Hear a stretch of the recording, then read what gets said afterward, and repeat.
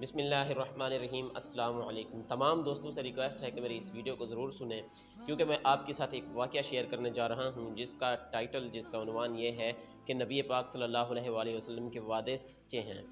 دوستو، یرموک کی لڑائی میں کا میدان تھا۔ ایک نوجوان لڑکا حضرت ابو عبیدہ رضی اللہ تعالیٰ عنہ سے کہہ رہا تھا کہ اے ابو عبیدہ، تجھے کوئی پیغام دینا ہے کیونکہ میں حضور پاک صلی اللہ علیہ وآلہ وسلم کے پاس جا رہا ہوں۔ اگر آپ کا کوئی پیغام ہے تو میں آپ کا پیغام لے کے جاتا ہوں آپ صلی اللہ علیہ وآلہ وسلم کے پاس۔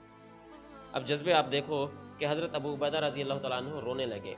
پہلے میں آپ کو بتا چکا ہوں کہ یہ یرموک کی لڑائی کا میدان تھا جس میں حضرت ابو عبیدہ رضی اللہ تعالیٰ عنہ لڑ رہے تھے، لڑائی کر رہے تھے، جہاد کر رہے تھے۔ وہاں سے ایک لڑکا جا رہا ہے آپ صلی اللہ علیہ وآلہ وسلم کے پاس، اور حضرت ابو عبیدہ سے پوچھتا ہے کہ اگر تمہارا کوئی پیغام ہے تو میں پہنچا دیتا ہوں، کیونکہ تم لڑ رہے ہو سکتا ہے تمہیں شہادت نصیب ہو جائے۔ تو حضرت ابو عبیدہ رضی اللہ تعالیٰ عنہ رونے لگے اور کہا، اے بھائی، حضور پاک صلی اللہ علیہ وآلہ وسلم کو پیغام دے دینا کہ آپ صلی اللہ علیہ وآلہ وسلم نے جو وعدے ہم سے کیے تھے وہ سارے کے سارے وعدے سچے تھے، ہم نے ان کو سچ پایا، اور اللہ تعالیٰ جل شانہ کی مدد جو ہے وہ ہم اپنی آنکھوں سے دیکھ رہے ہیں، ہم مر رہے ہیں اور جنت کو جا رہے ہیں۔ سبحان اللہ۔